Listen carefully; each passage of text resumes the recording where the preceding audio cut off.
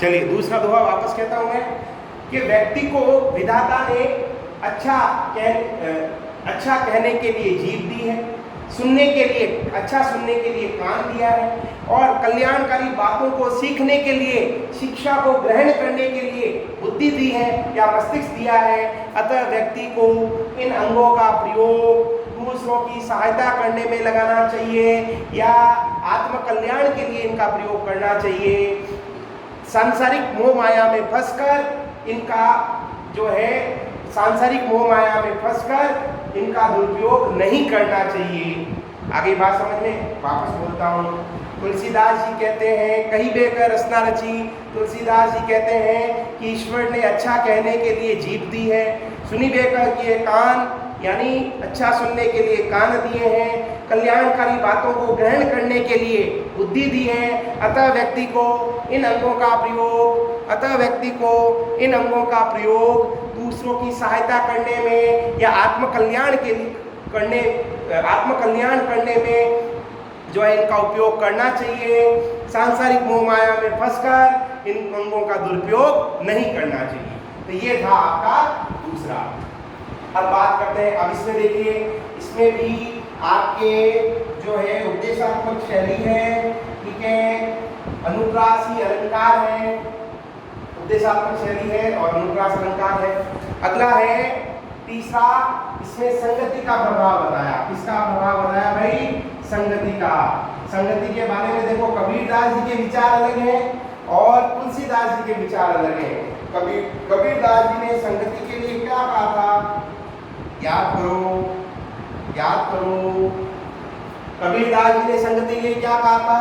संगत कीजिए साधु की, कभी न निष्फल होए, लोहा पारस परस्ते सो भी कंचन होए। तो वहां पर वो संगति का प्रभाव अलग बताया था उन्होंने। यहाँ पर तुलसीदास जी के संगति के बारे में विचार अलग है। संगति के प्रभाव के बारे में वर्णन करते हुए तुलसीदास जी कहते हैं, तुलसी भलो सुसंगते। तुलसीदास जी कहते हैं कि जो व्यक्ति सत्संग करता है, सुसंग यानी सत्संग, सुसंग का मतलब होता है सत्संग, कि जो व्यक्ति सत्संग करता है, भलो यानी अच्छा प्रतीत होता है। जो व्यक्ति सत्संग करता है वो भला प्रतीत होता है, अच्छा लगता है। कोच यानी होता है बुरा, कोच यानी होता है बुरा। और वहीं अगर व्यक्ति कुसंगति में पड़ जाता है तो हमें कैसा लगता है? बुरा लगता है। तो यही संगति का प्रभाव है कि नाव किन्नरी तीर असी, असी का मतलब होता है तलवार। असी का मतलब क्या होता है भाई? तलवार। तीर का मतलब आप जानते ही हो। किन्नरी यानी होती है वीणा, नाव यानी होता है नाव। वहीं देखो वापस बोलता हूं, लोही, इसका अर्थ बताता हूं। लो मतलब होता है लोहा, ठीक है, और लोही का मतलब होता है आंख, ठीक है। अब देखो, तुलसी भलो सुसंगते। तुलसीदास जी संगति के प्रभाव को स्पष्ट करते हुए कहते हैं कि जो व्यक्ति सत्संग करता है वो भला प्रतीत होता है, अच्छा लगता है। और वहीं अगर वही व्यक्ति कुसंगति में पड़ जाता है तो बुरा प्रतीत होता है। यही संगति का प्रभाव है कि जिस लोहे से नाव वीणा बनाई जाती है तो वो लोहा क्या बन जाता है? प्रशंसनीय बन जाता है, वो लोहा अच्छा बन जाता है। और अगर उसी लोहे से देखो संगति का प्रभाव आ रहा है, और उसी लोहे से तीर और तलवार बनाई जाती है जो सबके लिए क्या होती है? विनाशकारी होती है, तो वो लोहा अप्रशंसनीय बन जाता है। वापस तुलसीदास जी कहते हैं कि जो व्यक्ति सत्संग करता है वो भला प्रतीत होता है, अच्छा प्रतीत होता है। और अगर वही व्यक्ति कुसंगति में पड़ जाता है तो बुरा प्रतीत होता है। जिस प्रकार यही जो है बुरा प्रतीत होता है, यही संगति का प्रभाव है कि जिस लोहे से नाव और वीणा बनाई जाती है तब तो वो लोहा क्या बन जाता है भाई? प्रशंसनीय बन जाता है, क्योंकि ये लोगों की कल्याणकारी चीजें हैं। नाव कल्याण के लिए बनाई जाती है, किसी की सहायता के लिए। वीणा जो है अच्छे काम के लिए बनाई जाती है। तो यही संगति का प्रभाव है कि जिस लोहे से नाव और वीणा बनाई जाती है तब तो लोहा क्या बन जाता है? प्रशंसनीय बन जाता है, सबको अच्छा लगता है। और अगर उसी लोहे से तीर और तलवार बनाई जाए जो तीर और तलवार बनाया जाए, जो अप्रशंसनीय होते हैं, जो लोगों के लिए विनाशकारी होते हैं, तो लोहा भी क्या बन जाता है? अप्रशंसनीय बन जाता है। आगे बात समझ में, इतना समझाने का प्रयास किया।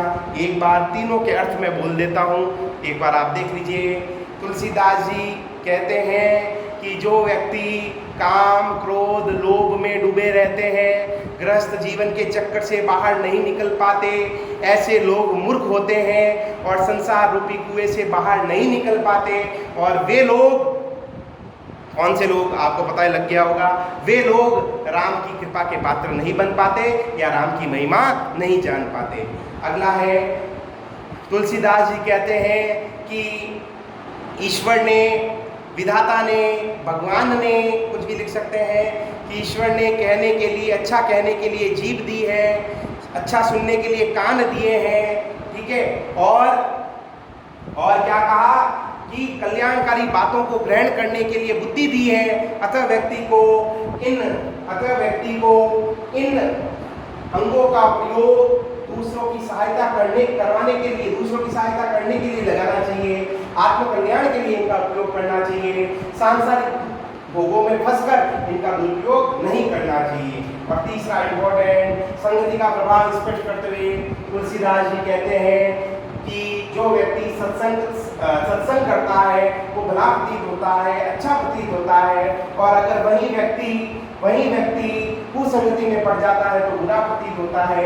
यही संगति का प्रभाव है कि जिस लोहे से नाव और वीणा बनाई जाती है तब तो लोहा प्रशंसनीय बन जाता है, और अगर उसी लोहे से तीर और तलवार बनाई जाए तो वो लोहा अप्रशंसनीय बन जाता है। आगे बात समझ में, आशा करता हूँ आपको समझ में आया होगा। आपको सब व्याख्या इनकी करनी है। आगे और जो है अगले वीडियो में लाऊंगा। तब तक के लिए धन्यवाद। जय हिंद, वंदे मातरम।